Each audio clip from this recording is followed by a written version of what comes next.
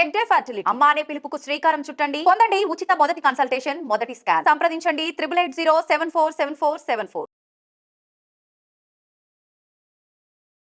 రిజర్వేషన్లు రావాలన్నా, స్థానిక సంస్థలలో రిజర్వేషన్లు కొనసాగాలన్నా న్యాయస్థానాలు ఒకే ఒక మాట అడిగినాయి, మీరు ఎంతున్నారు, మీ లెక్క ఎంత, మీ లెక్క తెలవకుండా మీకు రిజర్వేషన్ ఇవ్వడానికి లేదు అని న్యాయస్థానాలనే. ఈ అంశాన్ని పాదయాత్ర సందర్భంగా మా సంఘాల సోదరులు రాహుల్ గాంధీ గారి దృష్టికి తీసుకెళ్ళారు.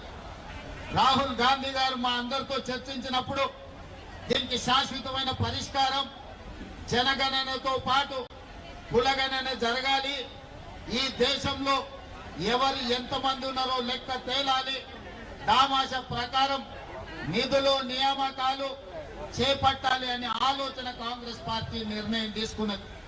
ఇది కాంగ్రెస్ పార్టీ విధానపరమైన నిర్ణయం.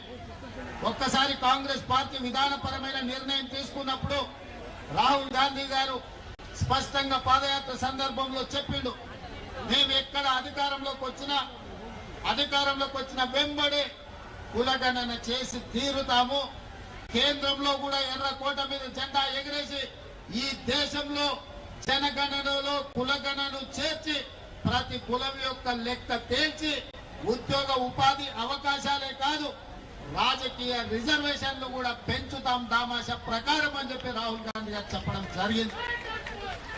మరి మిత్రులారా, ఈ రోజు పార్టీ విధానపరమైన నిర్ణయం తీసుకొని రాహుల్ గాంధీ గారు ఈ దేశంలో ఉన్న 70 కోట్ల బలహీన వర్గాలకు మాట ఇస్తే ఆ మాట నిలబెట్టాల్సిన బాధ్యత ప్రతి ఒక్క కాంగ్రెస్ పార్టీ కార్యకర్తగా ఉన్నది. అందులో భాగంగానే నేను ఏ సామాజిక వర్గమైనా నా మీద ఏ ఒత్తిడి ఉన్నా రాహుల్ గాంధీ గారు ఇచ్చిన మాటను నిలబెట్టడానికి మొదటి సంవత్సరంలోనే, అసలు వాస్తవంగా చెప్పాలంటే డిసెంబర్ 7 నాడు మనము ప్రభుత్వాన్ని ఏర్పాటు చేస్తే ఫిబ్రవరి 4, 2024 నాడే శాసనసభలో మా మిత్రుడు పొన్నం ప్రభాకర్ గారి చేత తీర్మానాన్ని ప్రవేశపెట్టి 100 రోజులు తిరగక ముందే బలహీన వర్గాల లెక్క తేల్చడానికి చట్టసభలలో తీర్మానం చేసిన చరిత్ర మా ప్రభుత్వాన్ని, రాహుల్ గాంధీ గారి నాయకత్వం. అక్కడి నుంచి మొదలుపెట్టి ఆ ప్రక్రియను ఫిబ్రవరి 4, 2025 నాటికి పూర్తి చేసి చట్టసభలలో ప్రవేశపెట్టినాం. అందుకే ఫిబ్రవరి 4 తారీఖును ఈ రోజు సోషల్ జస్టిస్ డేగా ఎప్పటికీ శాశ్వతంగా జరుపుకోవాలని రాష్ట్ర ప్రభుత్వం నిర్ణయం తీసుకొని ఫిబ్రవరి 4ను సోషల్ జస్టిస్ డేగా ఈ రోజు మనం నిర్ణయించుకున్నాం. మిత్రులారా, ఇవాళ మీరు ఆలోచన చేయండి, ఆనాడు తెలంగాణ ఉద్యమం జరిగిందే ఉద్యోగాల కోసం, ఉపాధి కోసం. తెలంగాణ రాష్ట్రం ఏర్పడిన తర్వాత ప్రభుత్వంలో ఉన్న ఉద్యోగ ఖాళీలను భర్తీ చేయమని విద్యార్థులు, నిరుద్యోగ యువకులు గల్లీ నుంచి ఢిల్లీ వరకు కొట్లాడి, కానీ ఆనాడు అధికారంలో ఉన్న ముఖ్యమంత్రి అయిన కుమారుడు ఉద్యోగ నియామకాలు చేపట్టలేదు. ఎన్ని పోరాటాలు చేసినా, ఎంతమంది పిల్లలు కొట్లాడినా, ఎంతమంది పిల్లలు ప్రాణాలు ఇచ్చినా ఆనాడు అధికారంలో ఉన్న వాళ్లకు చెవికి ఎక్కలేదు. అందుకే ఎన్నికల సందర్భంగా పాదయాత్ర చేసినప్పుడు నేను తెలంగాణ నిరుద్యోగ యువకులకు ఒక మాట చెప్పిన, ఇక మీరు ఉద్యోగాలు ఇవ్వండి అని అడగకండి, తండ్రి కొడుకుల ఉద్యోగం ఊడగొట్టండి, మీ ఉద్యోగాలు మీ ఇంటికి వస్తాయని ఆనాడు నేను చెప్పిన. ఆ మాట ప్రకారం తెలంగాణలో ఉన్న యువకులు తండ్రి కొడుకుల ఉద్యోగం ఊడగొడితే సంవత్సరం తిరిగే లోపల 59,000 ప్రభుత్వ ఉద్యోగ నియామకాలు చేపట్టి మా ప్రభుత్వం చిత్తశుద్ధిని నిరూపించుకున్నది. మరి ఇవాళ మిత్రులారా, బలహీన వర్గాల కోరిక అసంబద్ధమైన కోరిక కాదు, బలహీన వర్గాల కోరిక సంబద్ధమైన కోరిక. ఈ రోజు మీది ధర్మమైన కోరిక. ఒక ధర్మమైన కోరిక నెరవేర్చడానికి ప్రభుత్వాలు ముందుకు రావాలి, బాధ్యత తీసుకోవాలి. కానీ భారతీయ జనతా పార్టీ ఈనాడందుకు సిద్ధంగా లేదు. వాళ్ళకి విధానపరమైన ఆలోచననే బలహీన వర్గాలకు వ్యతిరేకం. ఇంతకుముందు మిత్రుడు శ్రీనివాస్ గౌడ్ చెప్పిన అంశాలను నేను మళ్ళొకసారి చెప్పదలుచుకున్నా. ఆనాడు మొరార్జీ దేశాయ్ గారు ఈ దేశంలో ఉన్న బలహీన వర్గాల లెక్క తేల్చాలి, ఈ జనాభాలో జాతుల యొక్క లెక్క తేలాలి అని మండల్ కమిషన్ ను నియమించి మండల్ కమిషన్ ద్వారా నివేదిక అడిగింది. ఆ మండల్ కమిషన్ ఈ దేశంలో 52% బలైన వర్గాలు ఉన్నారు, 27% రిజర్వేషన్ ఇవ్వాలి అని వారి ప్రతిపాదన ఇచ్చారు. కానీ కొంతకాలం వాయిదా పడ్డది. విపి సింగ్ గారు వచ్చిన తర్వాత ఈ మండల్ కమిషన్ ను దుమ్ము దులిపి దీన్ని అమలు చేసి మొదలు పెడితే ఆనాడు భారతీయ జనతా పార్టీ కుట్ర చేసి మండల్ కమిషన్ కు వ్యతిరేకంగా కమండల్ యాత్రను చేపట్టి ఈ దేశంలోనే మండల్ కు వ్యతిరేకంగా కమండల్ విధానాన్ని తీసుకొచ్చింది భారతీయ జనతా పార్టీ. ఆ భారతీయ జనతా పార్టీ ప్రతినిధే ఈ రోజు నరేంద్ర మోడీ గారు ప్రధానమంత్రి ఈ దేశంలో ఉన్నాడు. నేను ఈ రోజు ఒక మాట చెప్పదలుచుకున్నా. శ్రీమతి ఇందిరాగాంధీ గారు దళితులు కాదు, ఆదివాసీ కాదు.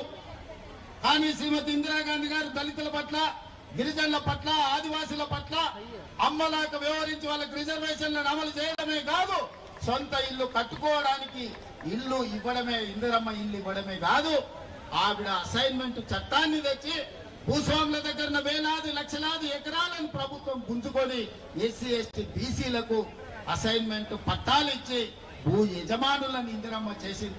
అందుకే ఇవాళ ఏ ఎస్సీ, ఏ ఎస్టీ, ఏ తండా, ఏ గూడానికి వెళ్ళు వాళ్ళ ఇళ్లలో ఇందిరమ్మ ఫోటో ఉంటుంది. మా అమ్మ ఇందిరమ్మ అని అంటారు. చిత్తశుద్ధి ఉండాలి, చేయాలన్న సంకల్పం ఉండాలి. అందుకే ఇందిరమ్మ ఈ రోజు దళితులకు, గిరిజనులకు, ఆదివాసీలకు అమ్మగా మారి ఇవాళ మిత్రులందరూ చెప్తున్నారు భారతీయ జనతా పార్టీ ఈ విధానానికి బీసీలను బలపరచాలన్న ఆలోచనకు వ్యతిరేకము. అందుకే ఈరోజు ఎన్ని రకాల ప్రయత్నాలు చేసినా ఈ రోజు బీసీల లెక్కలు చేయాల్సి వస్తుందని 2021 జనాభా లెక్కల్ని వాయిదా వేసి ఇవాళ 2025 సంవత్సరం వచ్చినా జనాభా లెక్కలు చేయడం లేదు. ఎందుకంటే రాహుల్ గాంధీ గారు డిమాండ్ చేసిండ్రు, ఈసారి జనాభా లెక్కలల్లా కులగణన జరగాలి, జనగణనతో పాటు కులగణన జరగాలి, ఆ నివేదిక ప్రకారమే రిజర్వేషన్లు పెంచాలి అని. అందుకే ఈరోజు బీజేపీ కుట్ర చేసి జనగణనను వాయిదా పెట్టుకుంటూ వస్తుంది. ఇది మనందరికీ తీర నష్టం. ఇది ఒక బలహీన వర్గాల సమస్య కాదు, ఇది బహుజనుల సమస్య. బహుజనులందరూ ఏకమై లెక్కలు తేలుస్తేనే తప్ప, మీ లెక్క పక్కాగా ఉంటే తప్ప మీకు ఉద్యోగ ఉపాధి, అదే విధంగా రాజకీయ రిజర్వేషన్లు పెరగవు. అందుకే మిత్రులారా, మనం అక్కడ గల్లీ నుంచి సంఘాలతో మాట్లాడినాం, సంస్థలతో మాట్లాడినాం, ప్రజా ప్రతినిధులతో మాట్లాడినాం. ప్రభుత్వం చర్చలు చేసింది, నివేదికలు తెప్పించింది, జనగణనలో కులగణన చేసింది. మొత్తం లెక్కలు తేల్చి తెలంగాణ రాష్ట్ర ప్రభుత్వం బలహీన వర్గాల లెక్క 56.36% అని ఇవాళ లెక్క తెల్చిన రాష్ట్రం ఈ దేశంలోనే మొట్టమొదటి రాష్ట్రం తెలంగాణ రాష్ట్రం అని చెప్పి నేను ఈ సందర్భంగా తెలియజేస్తున్న మిత్రులారా, ఇవాళ ఏ రాష్ట్రంలో, గుజరాత్ తో సహా భారతీయ జనతా పార్టీ అధికారంలో ఉన్న ఏ రాష్ట్రంలో కూడా ఈ కులగణన చెయ్యలేదు. ఈ దేశంలో మొట్టమొదటిసారి రాహుల్ గాంధీ గారు ఇచ్చిన మాటను నిలబెట్టుకొని తెలంగాణ రాష్ట్ర ప్రభుత్వం ఒక దిక్సూచిగా ఈ దేశ రాజకీయాలకే ఒక వెలుగుగా ఇవాళ తెలంగాణ రాష్ట్ర ప్రభుత్వం ముందుకొచ్చింది. ఇవాళ లెక్కలు తెచ్చడమే కాదు, మిత్రుడు జాజుల శ్రీనివాస్ అన్నట్టు, మా మిత్రుడు మహేష్ గౌడ్ గారు చెప్పినట్టు స్థానిక సంస్థల రిజర్వేషన్లే కాదు, ఉద్యోగ విద్యా అవకాశాలలో కూడా 42% రిజర్వేషన్లు ఇవ్వాలి. అప్పుడే నిజమైన న్యాయం మీకు జరుగుతుంది. మీ వర్గాల నుంచి డాక్టర్లు, లాయర్లు, ఇంజనీర్లు, ఐఏఎస్లు, ఐపీఎస్లు, ఐఎఫ్ఎస్లు వచ్చి ప్రభుత్వం యొక్క పరిపాలనలో మీరు భాగస్వాములు కావాలి. తెలంగాణ రాష్ట్ర అభివృద్ధిలో మీరు ముందు బాగా నిలబడాలి అని ఇవాళ ఉద్యోగ విద్యలో కూడా రిజర్వేషన్లు పెంచాలి అని ప్రభుత్వం నిర్ణయం తీసుకున్నది. ఇవాళ రిజర్వేషన్లు పెంచడం కేంద్ర ప్రభుత్వ పరిధిలో. అందుకే శాసనసభలో తీర్మానాన్ని ప్రవేశపెట్టి అన్ని రాజకీయ పార్టీలను సమన్వయం చేసుకొని ఏకగ్రీవ తీర్మానంతో ఈ రోజు కేంద్ర ప్రభుత్వానికి పంపించినాం. నేను ఇప్పుడు అడుగుతున్న నరేంద్ర మోడీ గారు, అయ్యా మేము మా రాష్ట్రంలో చేసుకుంటామని అడిగినాం, మీ గుజరాత్ లో చేయమని మేము తీర్మానం చేయలే, మీ ఉత్తరప్రదేశ్ ప్రభుత్వంలో చేయమని తీర్మానం అడగలే, మీ మధ్యప్రదేశ్ లో మీ ప్రభుత్వంలో చేయమని అడగలే. మా తెలంగాణలో మా 4 కోట్ల ప్రజలల్లా మా బలైన వర్గాల సోదరులకు 42% రిజర్వేషన్లు ఇస్తాం, మేము మాకు అనుమతి ఇవ్వండి అని మేము తీర్మానం చేస్తే నరేంద్ర మోడీ గారు మీకు వచ్చిన కష్టమైంది అని నేను అడుగుతున్నా. నీ గుజరాత్ లో గుంట భూమి అడగలే, నీ రిజర్వేషన్ లో 1% మేము అడగలే. మేము మా తెలంగాణలో మా పిల్లల చదువులకు, మా పిల్లల ఉద్యోగాలకు, మా సోదరుల రాజకీయ అవకాశాల కోసం ఇవాళ మేము 42% రిజర్వేషన్ ఇస్తామని మా ప్రజలు ఎన్నుకున్న శాసనసభలో ఇవాళ మేము తీర్మానం చేసినాం. నీకేం కష్టం వచ్చిందని నేను అడుగుతున్న మోడీ గారిని. నీ దాంట్లో భాగస్వామ్యం అడగలే, ఢిల్లీలో నీ కుర్చీ కూడా మేము అడగలే, ఎర్రకోట మీద మేము జెండా ఎగరేస్తామని చెప్పలే. మా దగ్గర మా బలైన వర్గాల లెక్క తేలింది, మా రిజర్వేషన్లు పెంచుకుంటాం, మాకు అనుమతి ఇవ్వండి మోడీ గారు మహాప్రభు అని అక్కడి నుంచి తీర్మానం పంపించినాం. అయినా పలకలే. బండి సంజయ్ని కలిసిండ్రు, ధర్మపురి అరవింద్ని కలిసిండ్రు, కిషన్ రెడ్డిని కలిసిండ్రు. మా పిల్లలు విజ్ఞప్తి చేసిరు, మా సోదరులు డిమాండ్ చేసిండ్రు. వాళ్ళు పలకలే, వాళ్ళు మళ్ళీ చూడలే. అందుకే ఇవాళ గల్లీలో ఉండి చెప్తే మీకు వినిపిస్తలేదు. అందుకే ఢిల్లీకి వచ్చి చెప్తాం, మోడీ గారు మీరు వినండి, జంతర్ మంతర్లో మా గొంతు వినిపిస్తున్నాం. ఇవాళ ఢిల్లీకి వచ్చినాం. ఆనాడు కురుక్షేత్రం సందర్భంగా ఒక మాట చెప్పిండు, ఆయనను పోయి రావలే హస్తినకు అని. ఆయనను పోయి రావలేను హస్తినకు అని యుద్ధానికి ముందు, కురుక్షేత్ర యుద్ధానికి ముందు పెద్దలు చెప్పారు. దాంట్లో భాగంగానే మా బలైన వర్గాల సోదరులతో కలిసి ఆయనను హస్తినకు వచ్చింది. ఈరోజు ప్రధానమంత్రి గారు మీరు వినండి, మీరు మా గుండె సప్పుడు వినండి, మా ఆలోచనలు పంచుకోండి, మాకు అనుమతి ఇవ్వండి, అప్పుడు మీ గౌరవం ఉంటుంది. అదే తెలంగాణకు మిమ్మల్ని పిలిచి పార్టీలకు అతీతంగా 10 లక్షల మందితో బహిరంగ సభ ఏర్పాటు చేసి ప్రధానమంత్రిగా మిమ్మల్ని సన్మానించే బాధ్యత నేను తీసుకుంటా. మా రాష్ట్రంలో మాకు అనుమతి ఇవ్వండి, మేము సిద్ధంగా ఉన్నాం అమలు చేయడానికి. చట్టం అధికారం నీ చేతుల్లో ఉంది కదా అని మా మీద ఆధిపత్యం చెలాయించాలని ఆలోచన చెయ్యకు. మా మీద ఆధిపత్యం చెలాయించాలనుకుంటే నిజాంలకు రజాకర్లకు ఏ గతి పట్టిందో మీరు చూసారు. ఉమ్మడి రాష్ట్రంలో ఏం జరిగిందో మీరు చూసారు. తెలంగాణ రాష్ట్రంలో గడీల నుంచి పరిపాలన అందించాల్సిన వాళ్ళు ఇవాళ ఎక్కడున్నాడో చూసారు. ఇవాళ ఢిల్లీలో గద్దె మీద ఉన్నామని మీరు అనుకుంటున్నారు. రావాలి మళ్ళీ మా గల్లీలోకి, మీరు మీ వాళ్ళు మా గల్లీలోకి రావాలి. మీరు ఎప్పుడు ఢిల్లీలో ఉండరు, మళ్ళా రావాలి. మళ్ళా వచ్చినప్పుడు మా చేతికి దొరుకుతారు. మీరేం మర్చిపోవద్దు. మా బలైన వర్గాల సోదరులు చిన్న సాయం చేస్తే కూడా జీవితాంతం గుర్తుపెట్టుకునే జాతులు. ఆకలి మీద వస్తే బుక్కలు పువ్వ పెట్టినా, ఎండన వస్తే గిలాస మంచినీళ్ళు ఇచ్చినా మా బలైన వర్గాలు జీవితకాలం గుర్తుపెట్టుకునే జాతులు ఇవి. ఈ జాతులకు అన్యాయం చేస్తే మర్చిపోతారని మీరు ఎట్లా అనుకుంటారు మోడీ గారు? మీరు ఏ జాతి అని మేము అడుగుతలేము, మా జాతులకు ఎందుకు అన్యాయం చేస్తారని మేము అడుగుతున్నాం. మేము మా జాతులకు న్యాయం చేస్తామని మేము ముందుకు వచ్చినప్పుడు మమ్మల్ని ఎందుకు అడ్డుకుంటారని నేను అడుగుతున్నా. ముఖ్యమంత్రిగా, ప్రధానమంత్రిగా మీరు ఈ దేశమంతా అమలు చేస్తారా లేదా నాకు తెలియదు. మీ గుజరాత్ రాష్ట్రంలో మీరు ఏం చేస్తారో నేను అడగట్లేదు. నా తెలంగాణ రాష్ట్రంలో ముఖ్యమంత్రిగా శాసనసభలో ఏకగ్రీవంగా తీర్మానం చేసిన బలైన వర్గాల రిజర్వేషన్ లో 42% ఇవ్వడానికి మీకు వచ్చిన కష్టమేంది, గుజరాత్ కు వస్తున్న నష్టమేందని నేను మోడీ గారిని అడగదలుచుకున్నాను. అందుకే ప్రధానమంత్రి గారు దయచేసి వినండి. మీరు చట్టసభలలో మెజారిటీ లేకపోయినా ట్రిపుల్ తలాక్ తెచ్చారు, 370 ఆర్టికల్ తెచ్చారు, సిటిజన్ అమెండ్మెంట్ యాక్ట్ తెచ్చారు, రైతు వ్యతిరేక నల్ల చట్టాలు తీసుకొచ్చారు. ఇవాళ వక్ఫ్ బిల్లు తెస్తున్నారు. మీకు బలం లేకపోయినా, ఇన్ని బిల్లులు మీకు బలం లేకపోయినా, ఇన్ని రాజకీయ పార్టీలు మిమ్మల్ని వ్యతిరేకించినా మీరు అవన్నీ చట్టాలు చేసి ప్రజల నెత్తి మీద రుద్ది ఇవాళ కమ్యూనిస్టుల నుంచి కాంగ్రెస్ వరకు, ఎంఐఎం నుంచి బిఎస్పీ వరకు, ఈ రోజు సిపిఎం నుంచి సిపిఐ వరకు ప్రతి రాజకీయ పార్టీ అనుకూలంగా ఉన్నప్పుడు బలైన వర్గాల రిజర్వేషన్లు పెంచడానికి మీకు వచ్చిన బాధ ఏంటి అంటే నేను అడుగుతున్న మోడీ గారు. ఇవాళ అన్ని రాజకీయ పార్టీలు మీకు అండగా నిలబడడానికి, మీకు ఆ సంగతి అర్థం కావడానికి చట్టసభలలో మీరు అనుమతి ఇవ్వకపోతే జంతర్ మంతర్ చౌరస్తాలో 15-16 పార్టీలు ఈ రోజు ఈ వేదిక మీద నుంచి మేము అనుకూలమని చెప్పింది. అందుకే మా జాజుల శ్రీనివాస్ అన్ని రాజకీయ పార్టీలను ఇక్కడికి రప్పించి ఈ వేదిక మీద నుంచి ప్రధానమంత్రి గారికి విజ్ఞప్తి చేయించారు. మా బలైన వర్గాల సోదరులు వివిధ రాష్ట్రాల ఎంపీలను 60-70 మందిని వేదిక మీదకి రప్పించారు. ఇవాళ వివిధ రాజకీయ పార్టీలు ఇవాళ మేము అనుకూలంగా ఉన్నాయని చెప్పినాయి. పాలక పక్షం నువ్వు అనుకూలం ఉంటే ప్రతిపక్షంగా 100 ఎంపీలు మేమున్నాం.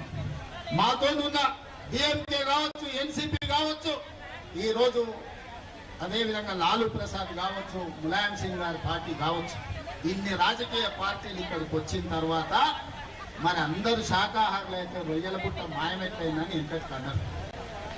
మీరు బీసీల మేలు కోసమే ఉన్నామంటారు, బీసీల కోసం ప్రాణాలు ఇస్తామంటాడు మా బండి సంజయ్ సోదరు. మా ప్రాణాలు వద్దాయా? 42% రిజర్వేషన్ అడిగింది. మాకు మీ ప్రాణాలు వద్దు, మీ ప్రాణాలు మేమేం చేసుకుంటాము? 100 ఏళ్ళు నువ్వు మీ మోడీ సుభిక్షంగా ఉండండి, మాకు అభ్యంతరం లేదు. మాకు కావాల్సిందల్లా 42% రిజర్వేషన్ మా బలైన వర్గాలు. అది కూడా మా రాష్ట్రంలోనే మేము చేసుకుంటాం అంటున్నాం. మేము గుజరాత్లో చేస్తాం అంటలేం, మేము ఉత్తరప్రదేశ్లో చేస్తాం అంటలేం. ఇవాళ అందుకే మోడీ గారికి విజ్ఞప్తి చేస్తున్నా, నువ్వు తెలంగాణలో మాకు అనుమతి ఇవ్వకపోతే ఇది దేశం అంతా కారు చిచ్చులా వ్యాపిస్తుంది. మీరు అనుకుంటున్నారేమో గుజరాత్ లో అంచు వేస్తామని, ఇది నిప్పు రగులుతుంది, దేశం మొత్తం వ్యాపిస్తుంది, దేశ నలుమూలల జాగృతం చేస్తాం. మా పెద్దలు హనుమంతనే చెప్పినట్టు దేశంలో అన్ని రాజకీయ పార్టీలను, అన్ని సంఘాలను కూడగడతాం.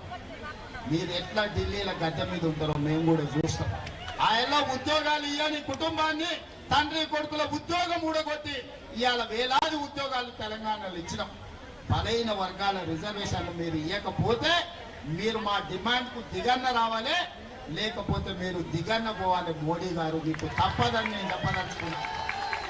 ఎక్కువ కాలం బీసీ ముసుగులో మీరు ప్రభుత్వాన్ని ఏలలేరు, మీరు గద్దె మీద కూర్చోలేరు. అందుకే మిత్రులారా, ఈ రోజు మీ ధర్మమైన కోరిక నేను ఒక ఉదాహరణ చెప్పదలుచుకున్నా.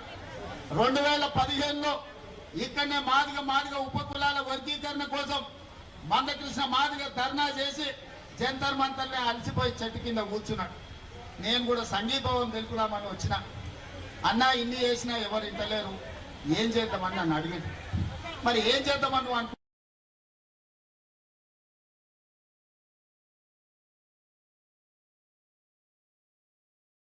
అంటే నాకైతే ఆలోచన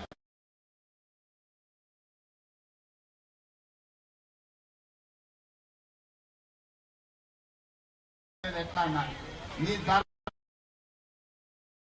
ధర్మమైన కోరిక ధర్మయుద్ధం ప్రకటించని చెప్పి పరేడ్ గ్రౌండ్ లో మాదిగ ఉపకులాల ధర్మయుద్ధం ప్రకటించి విజయం సాధించిండు, లక్ష్యానికి చేరుకున్నాడు. ఇవాళ మా మిత్రులకు అందరికీ నేను ఒకటే మాట చెప్పదలుచుకున్నా. ఇవాళ చెబితే విన్నరా? సరే విననప్పుడు మన బలమేందో చూపించాలి. మన ధర్మమైన కోరిక కోసం మా బలైన వర్గాలు ధర్మ యుద్ధం ప్రకటించండి. మీకు అండగా నిలబడతా, మీకు తోడుగా ఉంటా. ఇక ఢిల్లీ కొట్టుడు కాదు, మీరే మా పెళ్లికి రావాలి.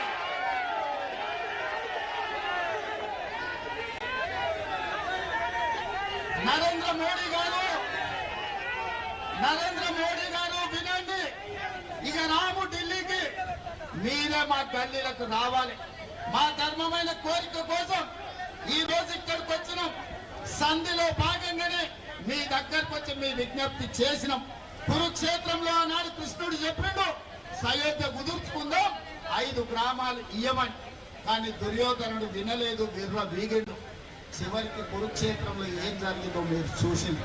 ఇవాళ కూడా మా తెలంగాణ రాష్ట్రంలో మాకు అనుమతి ఇచ్చండి, మా బలైన వర్గాలకు 42% రిజర్వేషన్ మేము ఇచ్చుకుంటామని మేము అడుగుతున్నాం.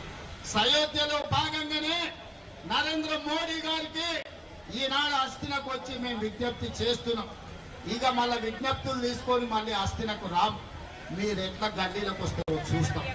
తొందరలోనే మా బలైన వర్గాల సోదరులకు, మా బహుజన సోదరులకు నేను విజ్ఞప్తి చేస్తున్నా. అదే పరేడ్ గ్రౌండ్ లో ధర్మ యుద్ధం ప్రకటించండి. 10 లక్షల మందితో మన బలమేందో చూపిద్దాం.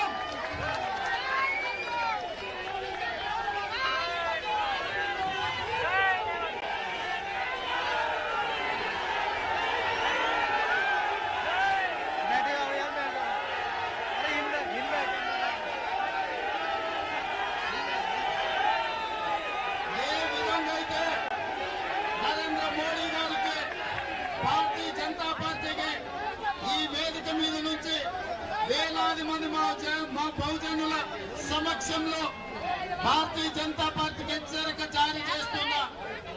మీరు గద్దె దిగాలి, గ్రామాలలో మీ గద్దెలు కూలాలి. ఇదే మా నినాదం. అయితే మా 42% మా బలైన వర్గాల రిజర్వేషన్లు అమలు చేయడానికి అనుమతి ఇవ్వాలి. ఒకవేళ మా బలైన వర్గాల 42% రిజర్వేషన్లకు మీరు చట్టాలను మార్చి మాకు సాయం చేయకపోతే మీరు గద్దె దిగాల్సిందే, మీ గద్దెలు కూలాల్సిందే. గ్రామాలలో మా బలైన వర్గాల సోదరులారా, ఇప్పుడు రాకపోతే ఎప్పుడు రాదు, ఇప్పుడు రాకపోతే ఎప్పటికీ రాదు. ఇంత ఊపు మళ్ళీ తేవు. ఈనాడు నేను విజ్ఞప్తి చేస్తున్నా, మీకు అండగా నిలబడే మీ సోదరుడు తెలంగాణ రాష్ట్రానికి ముఖ్యమంత్రిగా ఉన్నాడు. ఎవరు ఏమనుకున్నా మీకు అండగా నిలబడే ధర్మం నా మీద ఉన్నది. రాహుల్ గాంధీ గారి మద్దతు మీకున్నది. రాహుల్ గాంధీ గారి నాయకత్వంలో మీకోసం కొట్లాడి ఢిల్లీ నుంచి ఢిల్లీ వరకు ఏకం చేసి అన్ని రాష్ట్రాలలో బలాన్ని కూడగట్టి బలైన వర్గాల రిజర్వేషన్లు తీర్చే బాధ్యత కాంగ్రెస్ పార్టీ రాహుల్ గాంధీ గారు తీసుకుంటారు. ఇవాళ మీరందరూ